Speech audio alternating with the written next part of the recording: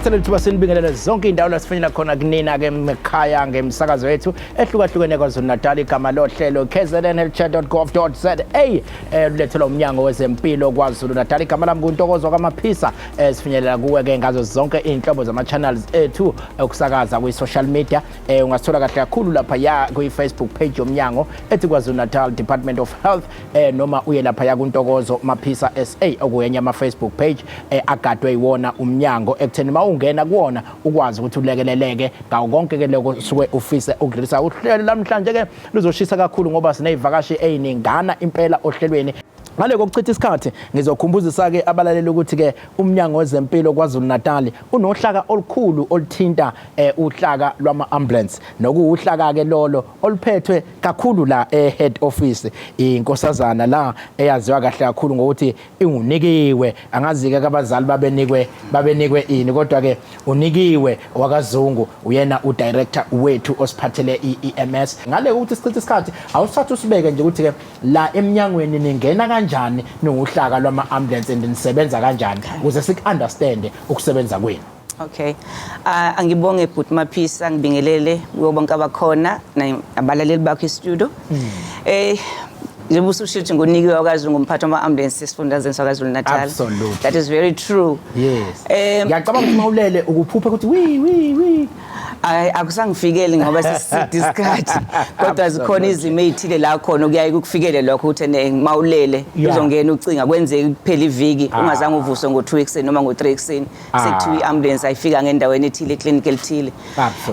Umsebenzi wethu ama ambulance kwi department anyway in South Africa even in the country when you talk about paramedic no EMS si glue. Yeah. It's a glue that integrates then all the services. Ngomageba ngoba bangizwa ngesizulu laba obasela lapha ekhaya. Lokhu ngisondezela nje ngomageba ungasabi. Yabona iambulance umuntu osebenza ambulanceni uyena olanda umuntu ogulayo amlethe esibhedlela. Yes. Aphinde futhi mefika esibhedlela sifika esibhedlela sokuqala sithi angikwazi ukumsiza lo muntu.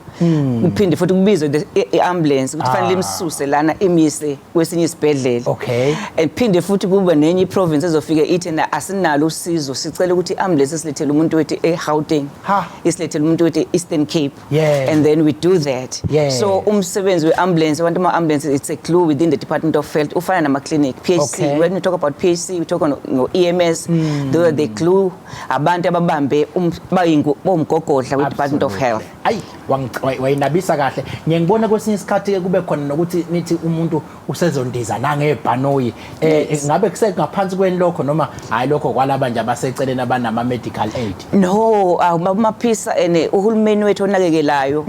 wathatha isinqumo sokuthi kukhona amanye ama patient abantu abagulayo uthola ukuthi lowo muntu loyo uma umsuse emkhanya ukuthi umlethe iNkz Albert ngakuthatha u8 hours emgwaqweni and then bese condition yakhe futhi isimo sakhe singasabi sihle. So amabhanoyi siwasebenzisela wonke umuntu ekakhulukazi kule province eKwaZulu-Natal asetshenziswa umkhanya kude iZululand uKingcetshwayo koHerigwala lama district lawa aqhelile ngempela iwona wasebenzisayo. Kanti nakhona khona la eThekwini kwelika banana kuyenzeka kwesinye isikhathi kube khona ingozi inhlekelele yengozi sithola ukuthi khona umuntu olimele kakhulu ngendlela ukuthi ngeke sikwazi kumsusa ngeambulance bese sisibiza ibhanoyi masukubona kuvala umgwaqo lokho sikubiza ukuthi hot response lifike limi ibhanoyi phakathi komgwaqo limkhulu uMaphisa ngena medical aid ngenalutho athathwe ashesha afike eNkz Albert athola usizo olungcono. Hayi ngiyathemba abantu bayibona ngempela imisebenzi kahulumeni ngoba kubalekile ukuthi sihlale siveza izinto bezaza abantu ukuthi ke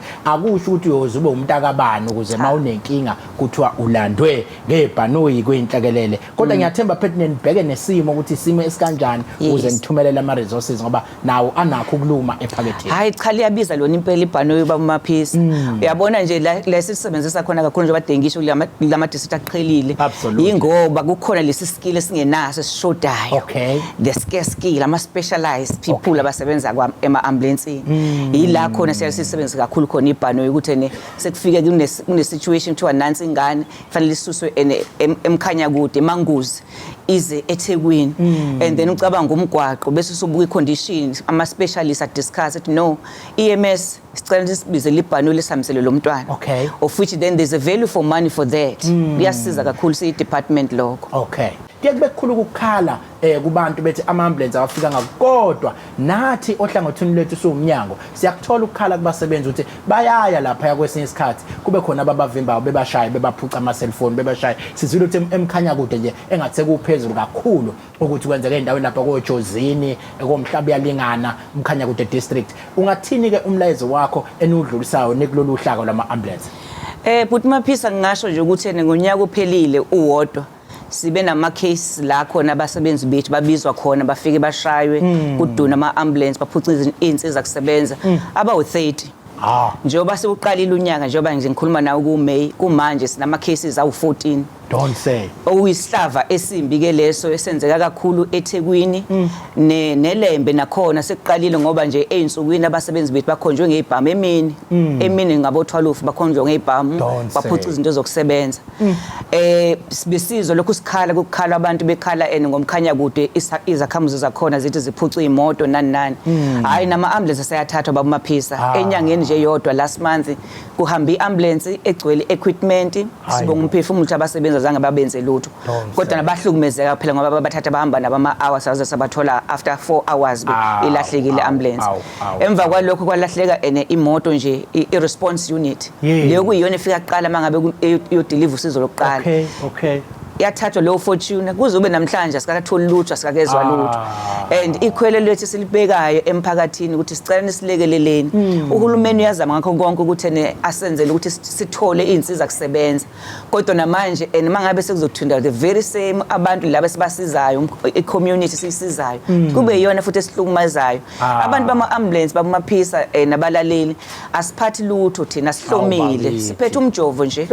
siphethe namaphilisi nje usulwa nawe labela emqaleni njalo lutho asikwenzi lokho sifiki lapho kodwa nje owethu umsebenzi ukuthi siseve impilo umuntu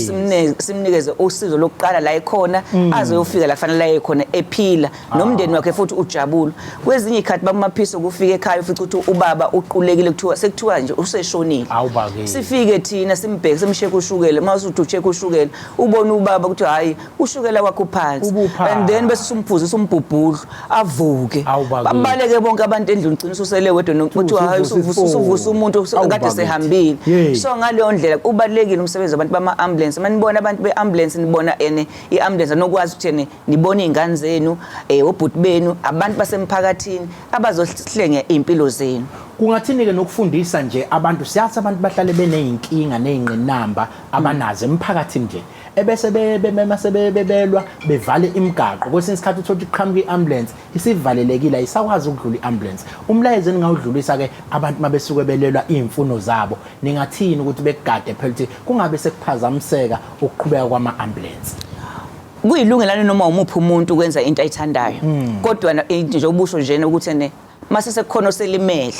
siyafika nansi i-ambulance sebeyishaya ngeinhlalisuthi sesiyabaleka kwathina and then aqhamuke setheni umaphisa Mzungu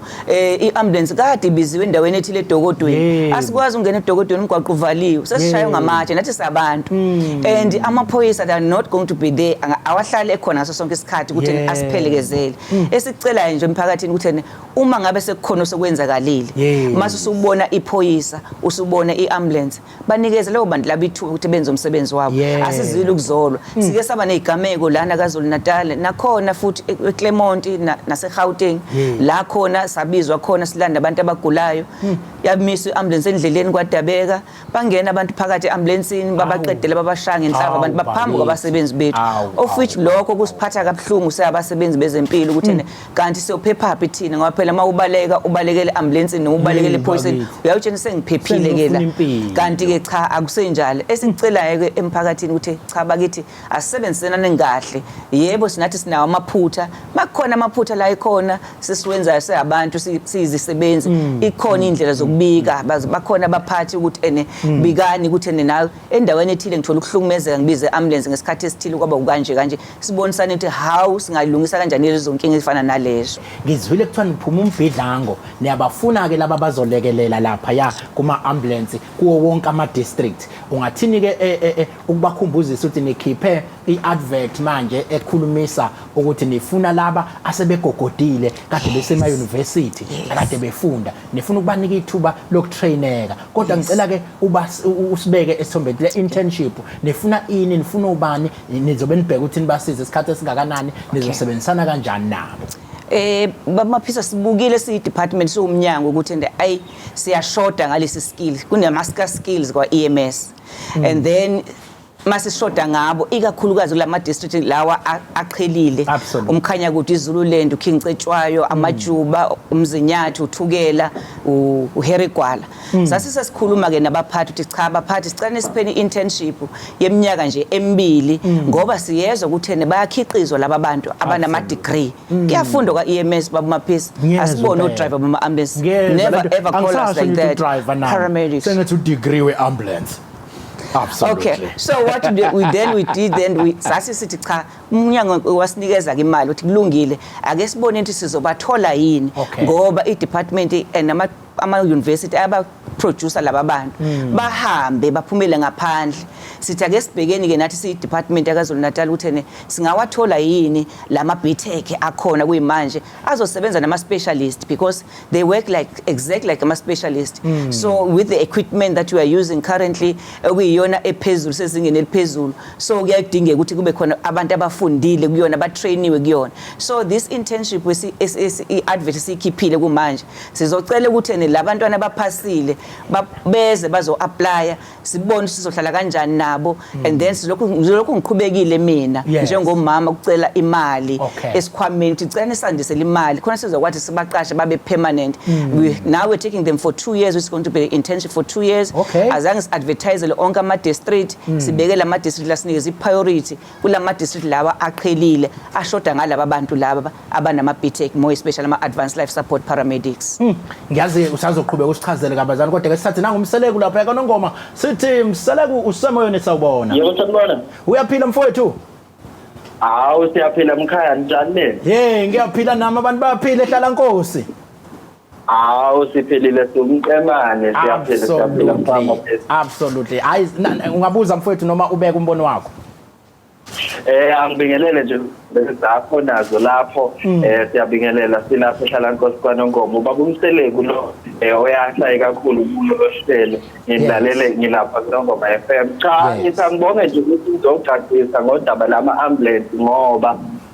sinenkinga ngoba ngibana ambulance ngekuthatha isikhathi ngamahora amabili ize ifike ambulance emakhaya kanti ke okunye khona nemigwaqo yethu vele ayikho mihle kahle ningazi ke noma isona sizathu mhlawumbe sayenze ukuthi isikhathi sibe side kangaka silindayo ngifuna ukuthola nje uhlelo ngoba ambulance amali mhlawumbe sizowathola ngapha kwaNongoma kanjani bekelela indawo ezifana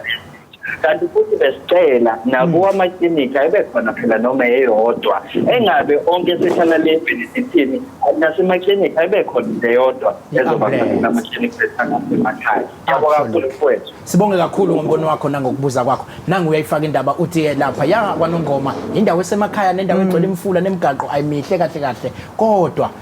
babuye belinda isikhathi eside kakhulu kuyadlula ngisho 2 hours belindile kuthini ke kwakho ninalo nohlelo ninalo nje lapha eZululand noma lapha kwaNongoma into siyenze babumaphisa masuke sithole imali eMnyangweni ukuthenga ama-ambulance siyasiwabukela ama-district lawa aqhelile efana ngawo njengawo uNongoma eZululand umkhanya ukuthi sithole lezi moto ezizovumelana nomgwaqo yakhona eyubhuqu ama-4x4 ukuthi sithenge wona ukuthi wona ayaphuza ukuthi afe ngoba lana amanye awasuke angeyona i-terrain specific for lezo ndawo lezo siyaconsider nalokho akushoyo ubhuti ukuthi yebo kuyenzeka umgwaqo bamaphisa nayo une impact ukuthi i-response time yethu ingabi yinhle hayi ke ngiyabonga kakhulu nangu siyabonga Mlotshwa siyabonga Mlotshwa semoyeni sabona sanibona naphila ngiyaphila mfowethu ushayela kuphi wena ngishaya ngiseBackville ngiyosiyabonga Mlotshwa ngilalele kweNikwe FM awuba kithi baphila abantu eBackville nawo semqaba leveli awusuka ngizwa kuthiwa niyasithela isibhaqu lapha eBackville konke nezulu futhi ongasizeli ngoku ngiyadlala mfowethu cha awubuze noma uphawule kuthini uphawula kwakho Ngicela ukubuza kwesambeli sakho lapho ngisibingelele naso ngokukhethekile ukuthi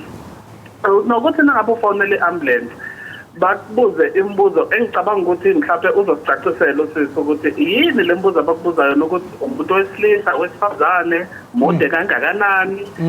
ulimazwe yini uyakwazi yini ukuhambela zonke lezo zinto lezo sizapha ngaze kufa umuntu sibuze nje selokhu sibuza yonke lento ngicabanga ukuthi i-unnecessary yebo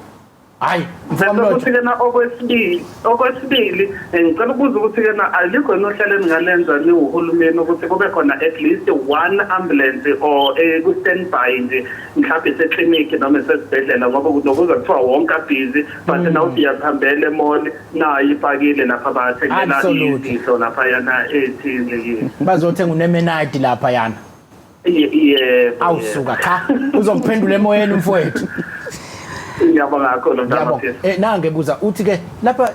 ibuye nimbuza umuntu uthi uwesifazane uwesilisa yini mudeni mfishaneni ngiyacabanga phela ukuthi nisuke nifuna ukwazi ukuthi nithumele obani futhi ke nithumele ende kangakanani iambulance ngiyacabanga nje kodwa ke awumphenduli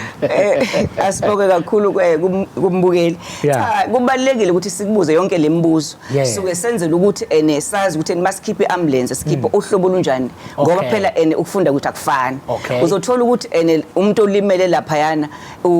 ushayo ulunywe inyoka lezo make example eBankville ulunywe inyoka melunywe inyoka lo muntu loyo uzobuza ungakanani wesilisa wesifazane bekuphi nendawo niyibonile inyoka asiyibonanga inyoka lokho kwenza ukuthi ukwazi ukuthi manje uthi ke manje ngithumela uadvanced life support paramedic othi mefika laphana afike abeyiqala emlapha lo muntu before ayofika esibhedlela iMaus owaqala funa inyoka lapha ibheka cha sifuna inyoka so besithumela laba abadinga nezinyoka bawubheka inyoka thina nje owethu ukuthi sazi ukuthi sisifonela iMaus sithi iMaus hospital siyeza nepatient elunywe inyoka umndeni uthi inyoka ekanje sesiyawazi ukuthi nama types of snakes ukuthi inyoka enjene namuphi poison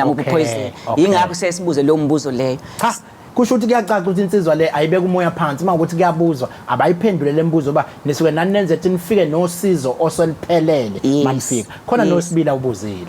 owesibili kuyabuzile siyakusebenza lokho siuMnyango singathanda ukuthi kube khona ama-ambulance that are going to be within ama-clinics kodwa nokwamanje ngoba iy'nsiza kusebenza aziziningi babamaphisi angisho ukuthi umsebenzi osuwenzayo usuwasabelele kakhulu kuwo wonke umuntu wase-South Africa sebebaningi abantu versus ama-resources esinawo esiwasebenzisayo kodwa ngiyazi ukuthi ngelinye ilanga kogcina siphumelelile lesi sifiso esibekwa abalaleli sokuthi akube khona iklinikhi okungenani eklinikhi izoba standby ngeke ibe standby ingenayo umuntu ozosebenza kuyona absolutely cha ngiyathemba ukuthi ke bajabula abasabalaleli emakhaya yazi akwandile nje uthola umuntu ophethe ama-ambulance umbeke la esitikini beyitike ngaye right ubusabatshela ukuthi nifuna bona ke manje laba balekelelayo ngase ngunqamulo bebe ngifuna sithathe nabalaleli abancane ngicela usiqedeleleke ukuthi ke beye kuphi mabefuna ukuthola kabanzi ngalolu daba nifuna ubani busushift iminyaka 2 enizobagcina yona bese usibeka nje uqedelele udaba lama interns eniwafunayo isiphumile vese ke i-advert isikhona isiphumile bazo apply and esibacelayo ekakhulukazi sicela laba bama skills ama advanced life support paramedics ngaba uno advanced uCCA paramedic ungaba une diploma ungaba une BTech sidinga labo kwamanje ngoba ngiyazi udokotela nje uzongitshela Mrs Zungu I need someone to intubate my patient and then umuntu esemfaka usufaka ipipe iskill esithile lezo sifuna labo bantu labo ke abazosiza endaweni zasemakhaya ukuthi sikwazi ukuthi sinciphise i-response time mangabe kwenze kufuneka ambulance kuthiwa enithi clinic icele kumuvela i-patient ethile bakhona laba bantu nanokuthi ke futhi ke manje iningi labo nje bephuma e-university abakabi naso abakavuthwa kahle hle kwa operations of which lokho kuzobanikeza ithuba elihle lokuthi mase sebenathi la because sizobafaka nabanye bazobe besebenza nabo bagcine sebeyimele bese lento ethi sure umlotho uthi khona uzoba ku standby ehamba nge response unit akwazi kuyimela abe ne confident and then asebenze cha uyangilapha mawusuthi khona basuke behamba naba yathenye insizwa obazo practice akithi labantu sizoqedelwa vele cha mawusuthi cha kukhona labamba nabo asebe ne skill vele kuyangilapha kakhulu lokho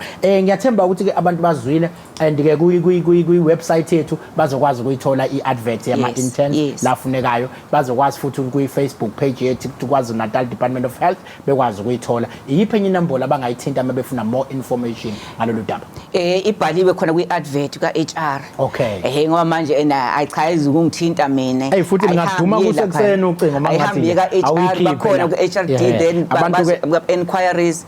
azofika ama-application wonke sizowenza le provincini and then sibaselethe sibathathe sibayise kulama district lawa ba-apply kuwona umuntu uzobe sesho ukuthi uthanda ukuya kiphi ngoba kubhaliwe kwi-advert khona lapha nithi maphi ama-districts azokungenelela sebonga kakhulu sesinikiwe lo wakwaZungu uphathiswe ama-ambulance wena umphathi kawiwi la kuyi-province siyabonga kakhulu ngiyabonga kakhulu bakumaphisi hayi ke njengamanje somuva ke ngejubane sigijime siyelapha kudokotela wethu uSifiso Vilakazi insizwa ke le yenza izinto ezenzima kabi leli gama liyangisinda noma ngithi ngifuna ukulisho ngizonika wena ukuthi ulisho ukuthi yini kodwa bathi pulmonologist nifuna mawulisho ubeka umoya phansi ube ngathi uyabona unokurola ngoba walisho wakabavulu uzochitha umlolologist kugcine konakela kodwa ke pulmonologist e-Addington uyena ke sizoxoxa naye la ozositshela ukuthi ubani okabani sithi masithola ithuba ke lifana naleli dokotela silithanda ukulisebenzisa ukuthi ukusibeke nje esithombeni ngoba ngiyakubona udokotela osemncane futhi usibeke ukuthi ubani okabani osuka kuphi bese ufike kanjani la ukhona ukuze simotivate nomunye lapha ekhaya okungenzeka ukuthi ngempela uyafisa ukuba yilento eyiyona ubani ke sikhuluma naye la wakwabani wenzani lapha e-Addington Hospital sanibona bamafisa njengobushilo igama lami Sifiso Vilakazi yes ikhaya ikhona nje la eMaritzburg kwanto ngayibomvu yeah absolutely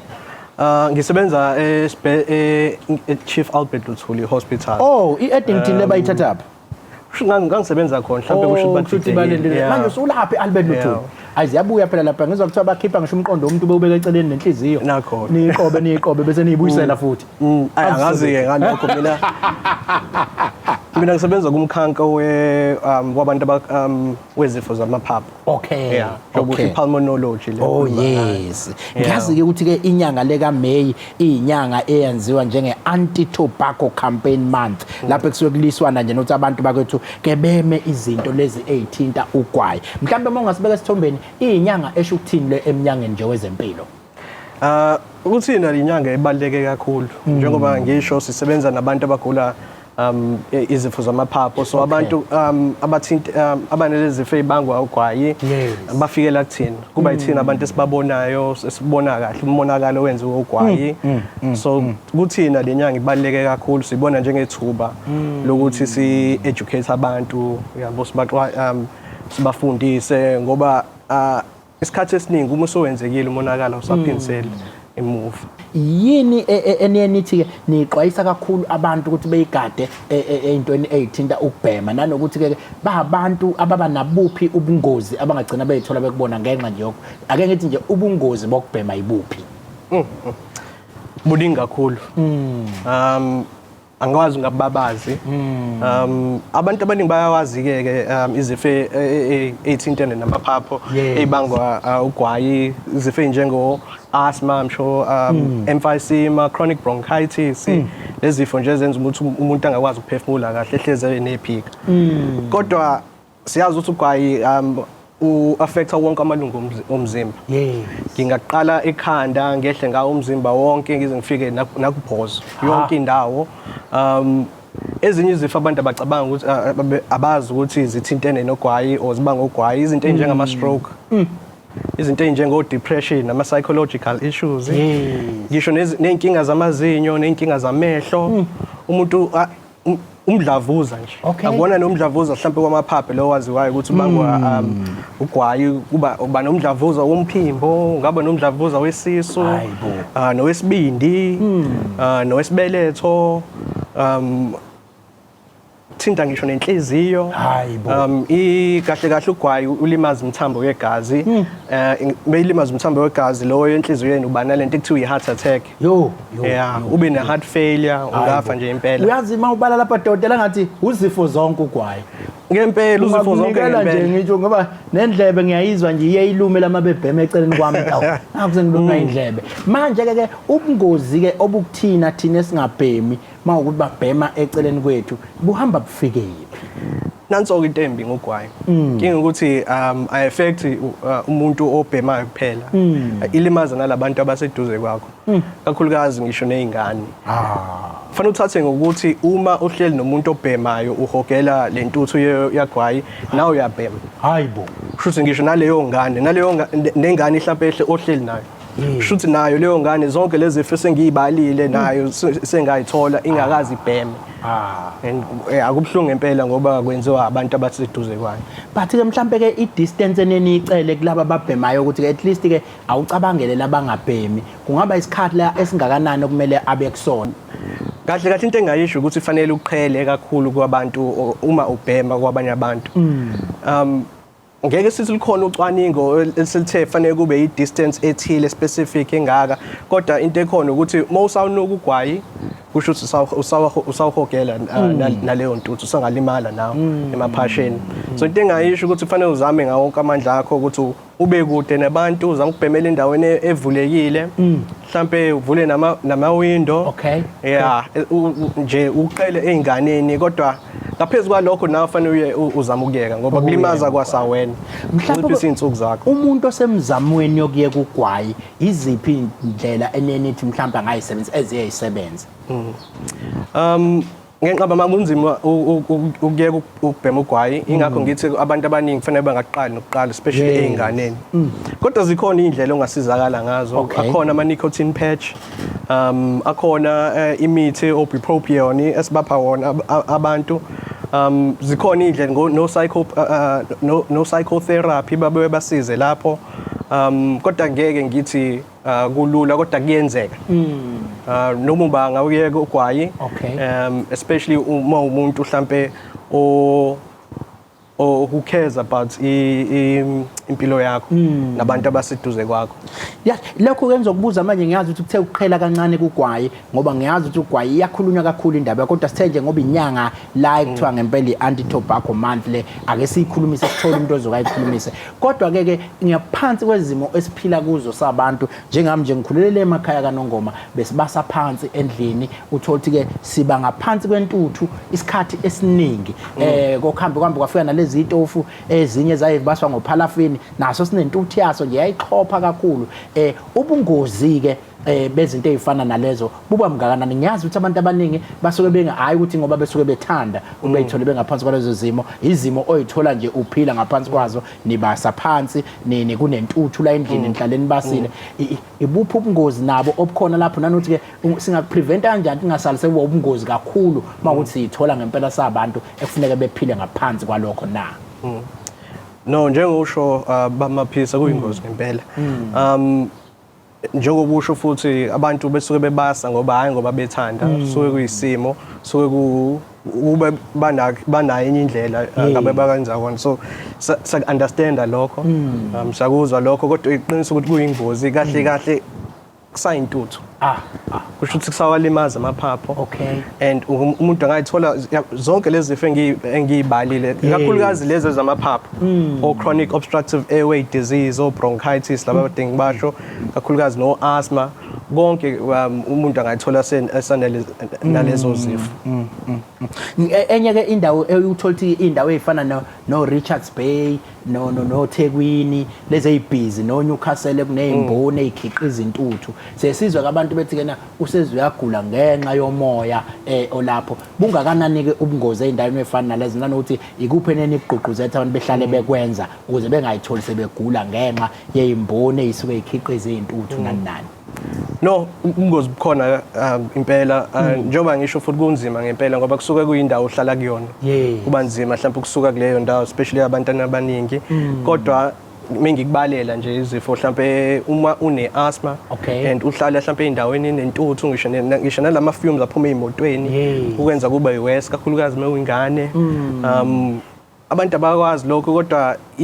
sesithi air pollution ngesiZulu umoya ongahlanzekile kulimaza ngisho nenhliziyo uthola uba no heart failure bonke laba abenzeka kwabantu ababhemayo nezinto njengalezo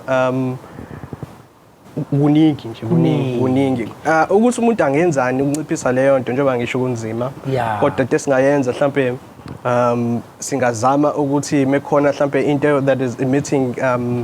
leyo ntuthu singayenzi mhlawumbe eduze kwendlu noma la kuhleli khona abantu nokuvula amafastela nokuba nje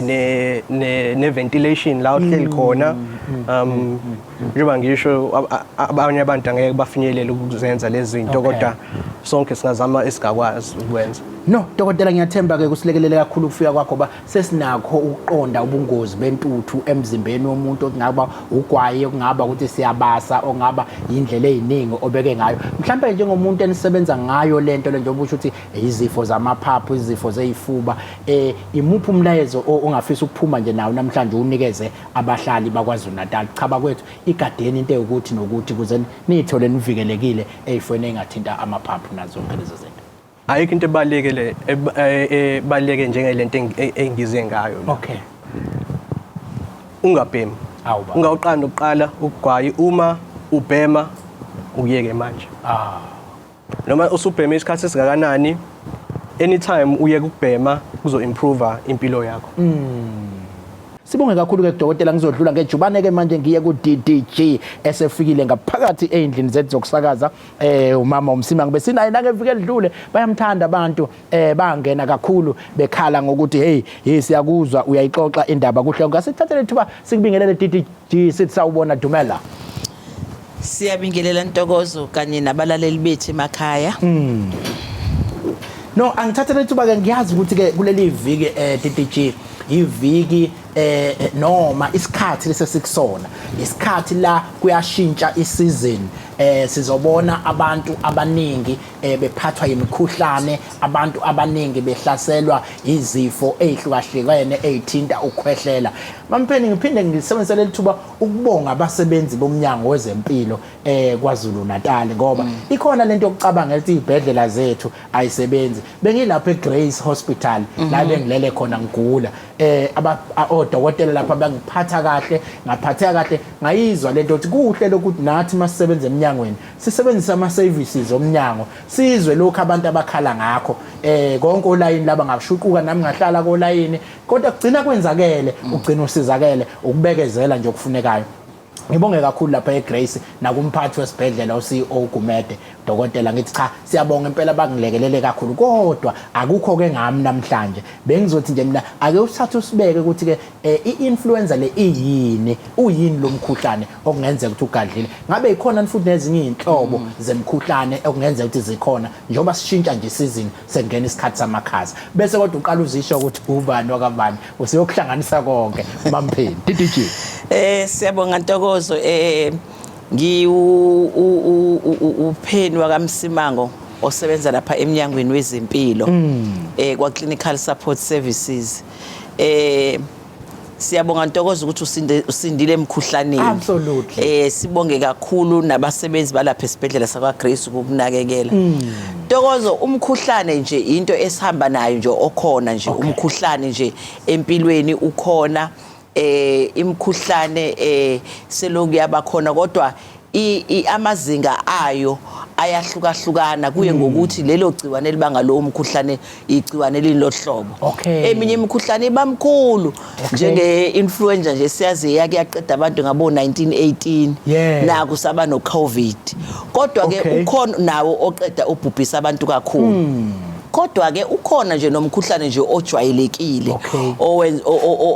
ohlaselayo kakhulukazi ngasezikhathi zasebusika. Lo mkhuhlane nje usujwayele mhlawumbe ke ogulisayo ukhwehlele ushise uqhaqhazele mhlambe after 3 days ungazange nje uthathe ngisho lutho mshanguzo bese uba ngcono. Ngani nantokozo ngoba umzimba wethu ngokwemvelo nje kaNkuluNkulu uyakwazi ukulwa nezifo bese kuya ngokuthi ke leso sifo si strong kangakanani.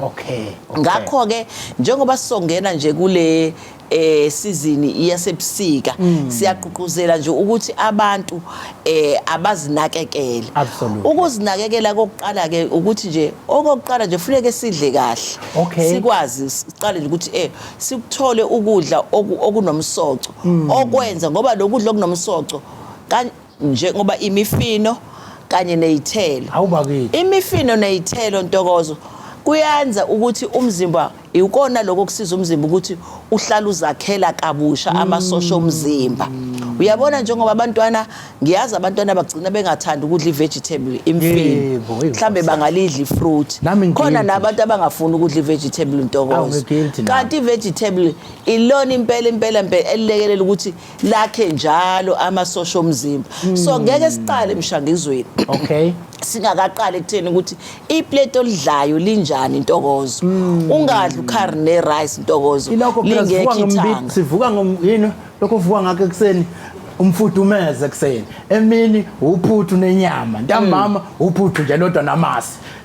awube khona Ntokozo ithanga ayube khona ispinach ayube khona ilokhuzane ucarrot Ntokozo uphelezele la awuthi mawusudlileke uma kukwenzeka lithole iapula lithola ubanana lithole iorange angithi uyabona Ntokozo ukuthi indali ihlakaniphile iorange leka njengama orange amanantshi olamula bavamise kakhulu ukuthi babe baningi ebusika okay ngoba indalo ayisuke ikunika lokho okudingeka ngaleso sikhathi ebusika ngesikhathi semkhuhlane uthola lezi ithelo ezikwazi ukukulekelela ukuthi zilwe nemkhuhlane ezino vitamin C okay ungazi uyothenga ivitamin C esitolo ungenawo ama orange ungawathengi nantoni so asiqale lapha ekudleni esikudlayo asiqale ekutheni asibone ukuthi asiwathola amakhaza uexpose ke sibathe ngokufudumala ukuze singatholi amakhaza bese ke siyawadla ke nama supplements ngoba kuyenzeka ukuthi ngenxa yokuthi nokulima kusandile awekho nama orange eduze no lamula nantoni laba bangakwazi bakhona asiwathenge phela ama supplement o vitamin C nako konke lokho ukuze siqinise umzimba bese kuthi ke njokoMnyango wezeMpilo sinaloko uhlelo lokugoma sigomela umkhuhlane okay ukuze umkhuhlane ungasilahleli sinohlelo lwethu lwe-flu vaccine esigomayo uma ngabe kuzoqala le season ukuze sivikele kakhulukazi labo abasengcupheni kakhulu ukuthi bathole umkhuhlane bengisathi ngisazwa lapho ke DDG ukuthi ke ubani abasengcupheni yalo uyokuphathwa yilomkhuhlane abasengcupheni ke yokuphathwa yilomkhuhlane Ntokozo 1 abantu asebebadala kusukela nje eminyakeni nje la yethu DDG kanje no Mama Sosibo nje sekufuneka ingabageji futhi namsengiyangena njalo lapho abadala ingabageni bazoqala isizini nje bahambe bayogomela iflu vaccine absolutely bese kuba abantu abadla imishanguzo yezifo eziyimbelesele okusho ama chronic conditions oBP oshukela ngoba labo bantu amasosha omzimba abo ngenxa lesifo ezibaphethe sehlile awasakwazi ukulwa kahle hle nezifo so sekufuneka sibalekelele ngokuthi sibagome ukuze umkhuhlane ungabangeni kalula absolutely bese kuba abesifazana abakhulelwe nabo kubalekile ukuthi bathole ukuthi bagonywe ukuze phela amasosha abo abe strong ukuthi bangangenwa kalula umkhuhlane ngoba umuntu okhulelwe ungenwa kalula inoma iziphi izifo so ibona labantu esiqiniseke esifuna siqiniseke ukuthi bayawuthola umgomo ngake ngezwe futhi umuntu okhulelwe akakwazi ukuphuza umuntu omkhuhlane angazi uma kwakuyiqiniso noma babemncisha nje lo ngangimbona asithi kanje Ntokozo umuntu okhulelwe ngeinyanga zokuqala ezintathu zokuqala zokukhulelwa kufuneka igade nje into ewumuthi ayiphuzayo angayiphuza into angayinikwanga udokotela ngoba imithi le ingasifike ixabane nomntwana osakhula so for the first 3 months nje akavele nje athi ngiphethe ukuthi ahamba ekhabetheni alanda afake emlonyeni alanda ekhabetheni uma khona okumphethe ebona ukuthi kuyamqinisa fanele aye edokotela udokotela nakhona afika abike ukuthi hayi sengeqiwe inyanga zaze zabantathu ngisola ukuthi ngikhulelwe khona nodokotela ezothi makhona amnikayo agade ukuthi akazomnika inokuzofike kulimaza umntwana esiswini absolutely no enye ke into mhlawumbe azoyibuza ukuthi njengoba usushithi abasengcupheni laba abanezifo ezimbelesela abakhulelwe wababalwa abantwana ke siqala eminyakeni emingaki ukuthi singabona ukuthi naye akwazi ukuthola ukugomela influenza umntwana nje wonke nje kusukela enyangeni ezu6 nje siyagoma gomele i-influenza ngoba phela naye umntwana angithi ku6 months njengoba umntwana ekhula usuke esasebenzisa amasosha omzimba avela kuma wakhe navela uma incela ibele avela ku breast milk uma ngabe sekudlula ku6 months aseyaqala ukwehla ngoba umunye usuke seqala usedla ukudla engasadependile ebeleni so naye sekufuneka simlekelele ukuthi naye angangenwa kalula umkhuhlane ngiyayithanda le oyichazayo omunye ke uzoyibuza sekhaya ukuthi ke bakhona laba sifike thina sikhulume la emsakazweni nje bangikhuluma nawe DDG ngayambani emaklinikini niyogomela ukuthi bese bayafika la emaklinikini kuthiwa wena ngoba uyayiphilela uzogoma ukuthini kwasha kwacima lo mgomo into etholakala kuphi itholakala ngoba mina ngifisa ukuyogoma noma kuba udokotela othi kumele ngigomile noma ngayisukela nje mina ngiyogomela influenza ekliniki. Cha Ntokozo ungazisukela nje ekhaya ufike usho ukuthi mina nje ngicela ukuzocela umgomo wokuvikela umkhuhlane awudingi ukuthi kuze uprescribe udokotela noma ushone ama-clinic ethu nje emtholampilo wonke isifundazwe sonke sithe chithisa siyawugomela umgomo womkhuhlane so nje kakhulukazi laba abantu esengibabalile abantu abadala abanezifo ezimbelesela abakhulelwe banelungelo lokuthi bengicela ukuthi ngicela umgomo wokuvikela umkhuhlane emitholampilo yethu yonke naseyibhedlela la behamba khona bangawucela lo mgomo uyatholakala. Ngiyazi ukuthi lolu suku olukhulu futhi umhla ka5 May la sokubukelwa khona nabantu ethiwa ama midwives ababasibelethisayo la ebhedlela lusuku olusho ukuthini kunina ke noMnyango wezeMpilo. Usuku olukhulu kakhulu lolu ngoba siqhakambisa iqhaza elidlalwa ababelethisi ekutheni ukuthi balekelele umama noma balekelele umndeni olindele umntwana oyisipho sikaNkuluNkulu. Ngakho ke sithanda ukuthi laba bahlengikazi lolu hlobo lwabahlengikazi silubonge kakhulu ngomsebenzi abawenzayo emtholampilo yethu kanjalo nezibhedlela ngoba benza umsebenzi wokwenza ukuthi lo obelethayo abe esezandleni eziphephile benze nokuthi nomntwana uyamukeleka endaweni eright esafe ezokwenza ukuthi uma atholakale ephilile atholakale kahle nomama lo osesimweni seyinhlungu naye nako konke abe nayo phela umuntu omsupportayo nombhekayo nomlekelelayo ngesikhathi ebeletha. Ngakho ke laba bahlengikazi badlala iqhaza elikhulu kabi emsebenzini woMnyango wezeMpilo. Siyababonga kakhulu nathi sibona nje safika emhlabeni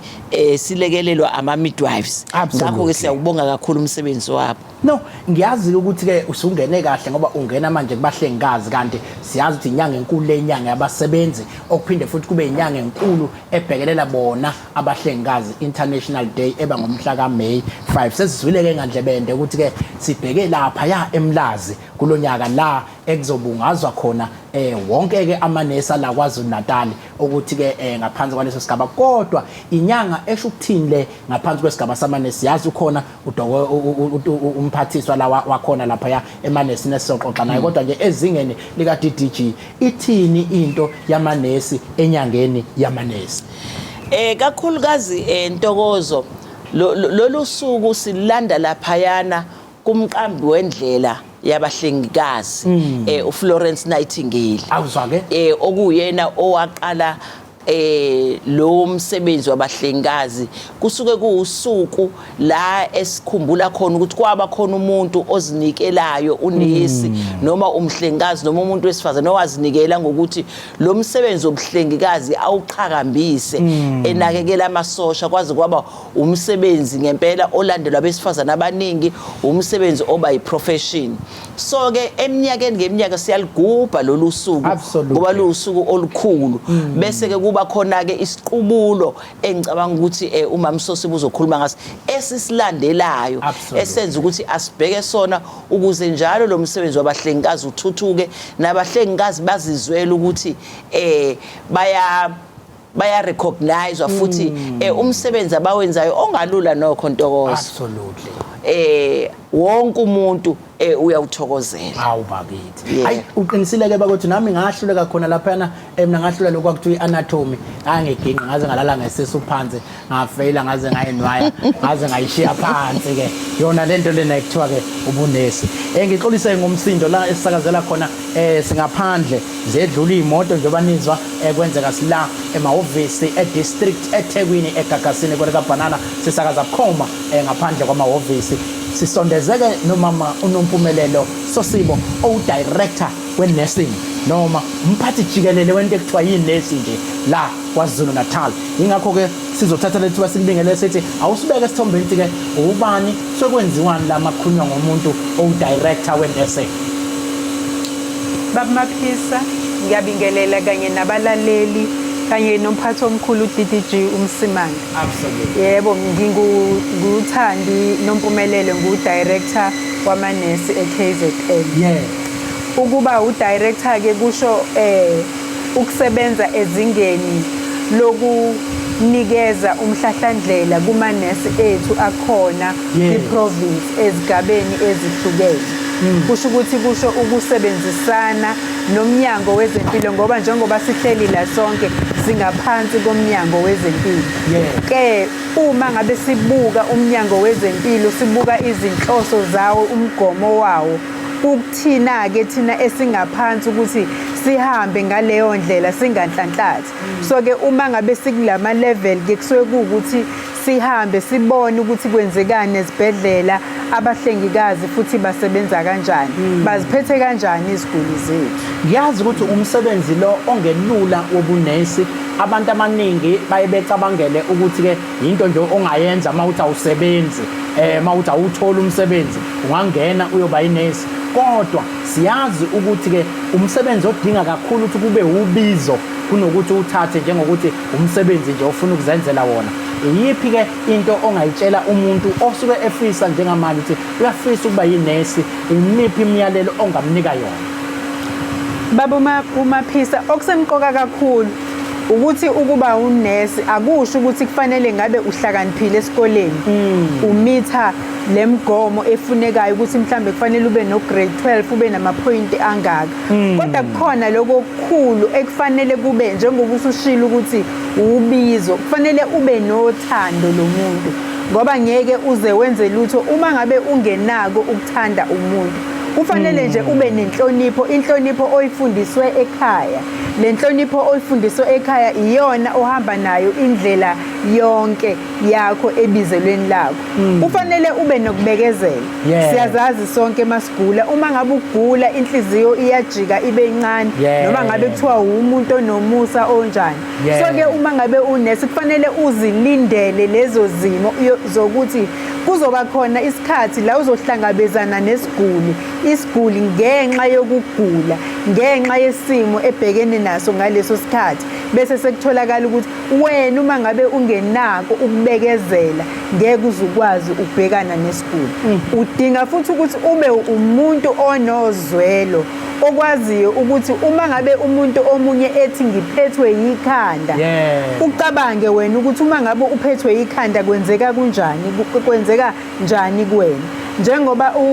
umama uMsimango kade ekhuluma ngalabantu abasupportayo basupporte omama ngalenkathi beseyinhlungwini bezobeletha abantwana noma ngabe kuthiwa awukaze wena umthole umntwana kodwa kufanele ube nakho ukuqonda ukuthi umuntu mayezibhonqa ethi kubuhlungu usuke kunjani. Kusho ukuthi ngamanye amazwi ufanele ube umuntu okwaziyo ukuzithatha uzifake ezicathulweni zomunye umuntu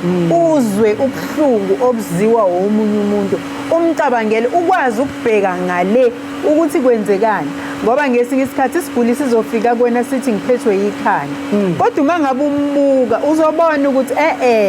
alihambi lodwa leli khanda sekukhona okunye okwenze ukuthi aze abe leli khanda aze aphathwe leli khanda. So ke uma ngabe kukanjalo awakhe amehlo eyakho inhliziyo ifanele ivuleleke ingqondo yakho ize ibuke ngale ukuze ukwazi ukubona bese ke futhi umrefer ngendlela efanele. Ayi uyazi ke ijulile lento yobunesi ngoba usayibeka kanjalo kuyi-social media nasey'ndaweni zethu nje labantu abasuke bekhala khona ngokuhlukumezeka yeyibe khona into ehlala lokhu ivela kuthiwa inesi baye bethi-ke ku-100% kuba nenhlesanyana nje yamanesi lambalwa othothi ihlukumeza abantu. Uye uthini kumlayezo enudlulisa ikakhulukazi kulamanesi nje ambalwa amazambane abolile okuyiwona agcina kuba ngathi impela uMnyango wonke awusebenzi ngenxa nje lawe oyedwa othuka abantu noma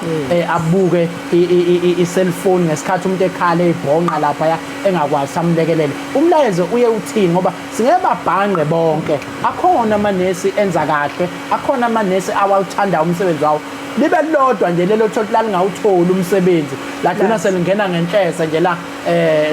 labamba-ke ngoba lalibamba, kodwa sekuyilona manje elakha igama elibi lakhela bonke umuntu. Baba Maphisa, ngiyabonga kakhulu ukuthi uyakubalula lokho ukuthi akuwona wonke yilelo dlanzana, kodwa lelo dlanzana ngendlela elenza ngayo lisuke selingcolisa igama lawo wonke umuntu owunesi, liphinde futhi lingcolise uMnyango wezeMpilo wonke. Ngiyafisa-ke ukuthi njengoba usho ukuthi yilelo zambane nje elilodwa elibolisa wonke amazambane, ngiyafisa ukuthi kulawo manesi kubalulekile ukuthi ngesinye isikhathi ukuhlale nje uzibuze ukuthi konje ngingene kanjani la, ngifike kanjani, yini into eyangisusa ekhaya yathi ngifuna ukuthi ngizofundela ukuba unesi, yini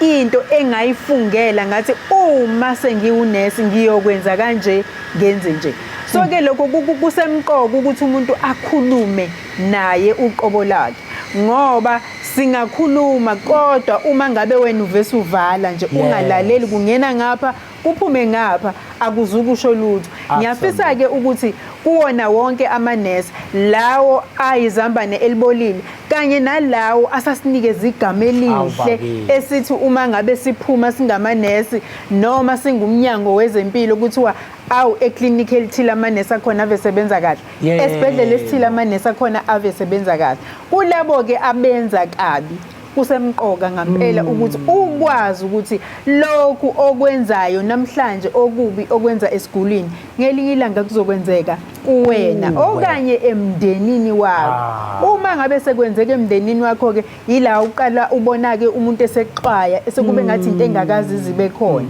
kodwa lokho okubi okuzwisa omunye umuntu kufanele ucabange ukuthi ngelinye ilanga kuyozwiswa wena. Singabahlengikazi-ke futhi size sibe neyifungo esizenzayo ngale nkathi nje siqeda izifungo zethu, bese-ke ngaphambi kokuthi sesinikezwa idifiketi sesiyafunga-ke ukuthi sizoziphatha kanjani, ngoba kwakwaziwa vele ukuthi indaba enkulu isekuziphatheni. But umlayezo ungathini enubhekisa nakubo-ke abagulayo ukuze singayitholi njalo igeja lokulashaya enesini kanti inesi nalo lisuke selijovwe ilo osuke naye elithethisa kwesinye isikhathi. Ngingafisa nje ukuthi emphakathini ngithi unesi akaqhuma etsheni. Unesi uzala lapha yakaZuma, uzala kaSosibo, uzala kaZondi, kaMkhize. Uzalwa emphakathini, uyingane kaMasibanibani. Absolutely. Uma leyo ngane kaMasibanibani izosiza kufanele usizo lwamukelwe ukuze kukwazi ukuthi kusiza kube khona lokusizana. So ngingafisa ukuthi umphakathi wazi ukuthi angeke uze ulindele ukuhlonipha amanesi bona bengakwazi ukuthi babahloniphe, ngoba ikhona lento ekuthiwa ama-responsibilities afanele abe ngapha nangapha. Siyabonga. Akusho ukuthi mina angenze wena uzobe wenza noma ikanjani. Kufanele sibambisane ukuze imphumela ibe yilento esiyifisayo. Wena njengesiguli uphume uthokozile, uphume futhi ulaphekile. Asikhulumi ngokulapheka komzimba kuphela, ngisho ukulapheka nje kwasemoyeni. Kumnandi umuntu ethi ungaze ngaphatheka kahle. Lokho nje kuphelelisa konke. Athi noma esehamba, noma ngabe sekuthiwa sekuvela isifo, ihlobo zifike zithi awubakithi nenze konke okusemandleni Awu, siyabonga hey. beningeke nubamba umphefumulo uyabona ke lokho hayi basuke sebeqedile officer kodwa ngelanga beyinesi mhlambe iziphi izinto enethi akayibheke iziphi ifunda kufuneka ayifunda bakhona bala ezikoleni bafisa ukuba amanesi kusho ukuthi ke abantu ekufanele ukuthi bakufunde kufanele ugrade 12 yeah